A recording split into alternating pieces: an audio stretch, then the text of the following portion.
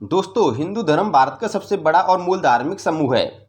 यहाँ की लगभग 80% जनसंख्या हिंदू धर्म को मानती है।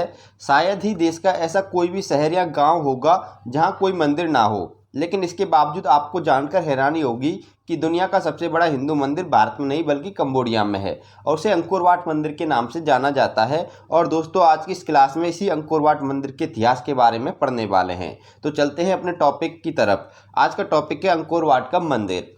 दोस्तों, अंकोर वाट का मंदिर विश्व का सबसे बड़ा हिंदू मंदिर है और विश्व का सबसे बड़ा धार्मिक स्मारक भी है। ये 2 पॉइंट आपको याद रखने के। अगर आपसे पॉइंट पूछा जाए विश्व का सबसे बड़ा धार्मिक स्मारक कौन सा है, तो आपको अंकोर वाट मंदिर बताना है। अगर आपसे भी पूछा जाए कि विश्व का सबसे बड़ा हिंदू मंदिर कौन सा है, तो अंकोर वाट का मंदिर ही है। ठीक है।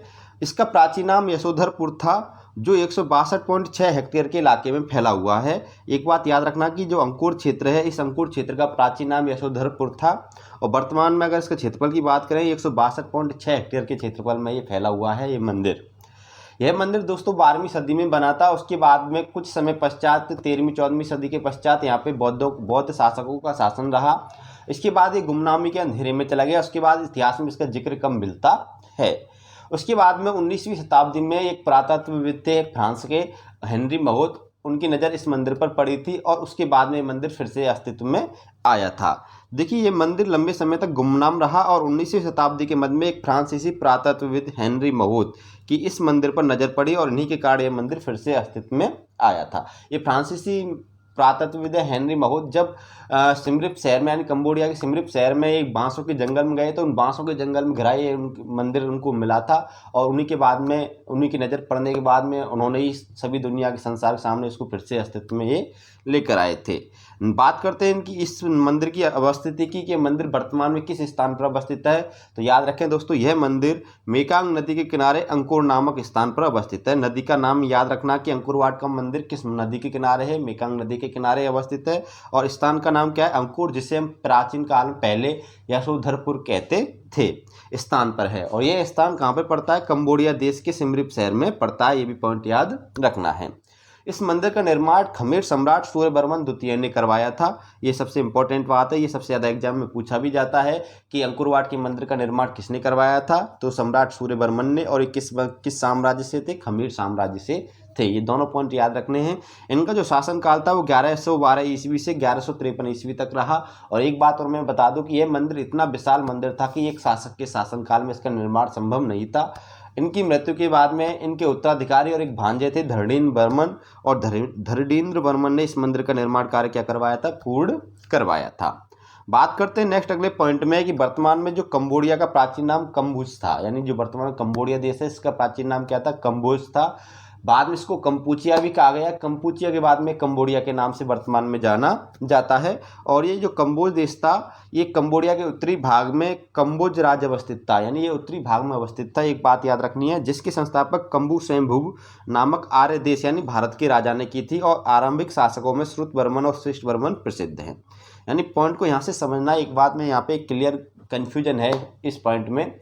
कन्फ्यूजन क्या है कि मैं आपको बता दूं कि कम्बोज था प्राचीन काल में, फिर कम्बोज को कंपूचिया कहा गया, फिर कंपूचिया से कंबोडिया बना। ये तो बात ठीक है, लेकिन बात करें इस कम्बोज की स्थापना की, तो कम्बोज की स्थापना किसने की थी, कंबू स्वयंभू नामक एक आर्य देश यानी भारत के राजा थे, उन्होंने की थी।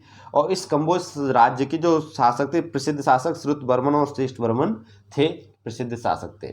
लेकिन कुछ अनुश्रुतियाँ ऐसी हैं, इतिहासकार कुछ ऐसे इस प्रांत का, इस कम्बोज राज्य का संस्थापक कौंडिन्य ब्राह्मण को मानते हैं। उस ब्राह्मण का उल्लेख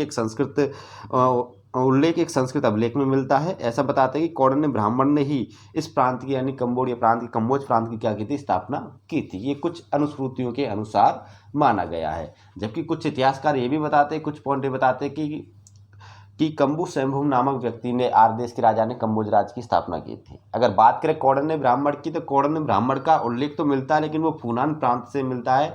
उन्होंने फूनान प्रांत में पहले अपनी स्थापना की थी, फूनान प्रांत पर अपना अधिकार किया था। उसके बाद में कम्बोज के ओर वो गए थे, ऐसा मानते हैं। लेकिन इन दोनों में मतभेद है। अगर आपसे क्वेश्चन आए इस प्रकार का, तो आपको कंबू स्वयंभू करना है। अगर कौंडिन्य भी ऑप्शन में हो तो कौंडिन्य दूसरे नंबर पर रखना है। ठीक है।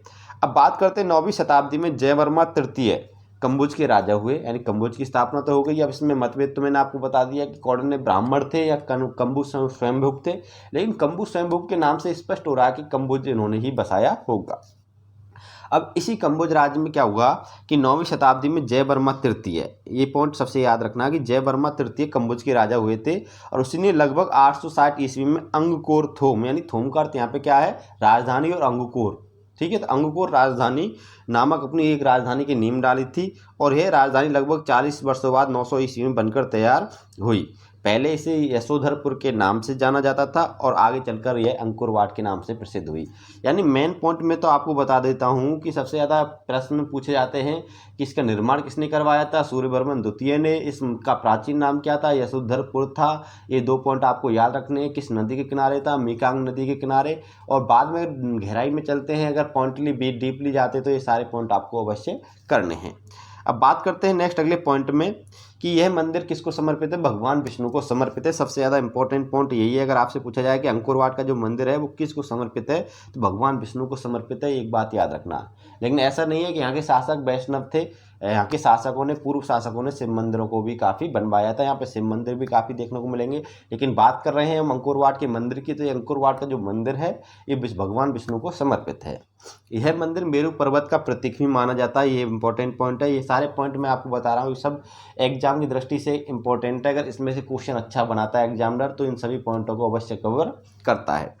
इसकी दीवारों पर भारतीय धर्म ग्रंथों के प्रसंगों का चित्रण है, जिनमें असुरों और देवताओं के बीच समुद्र मंथन का दृश्य भी दिखाया गया है।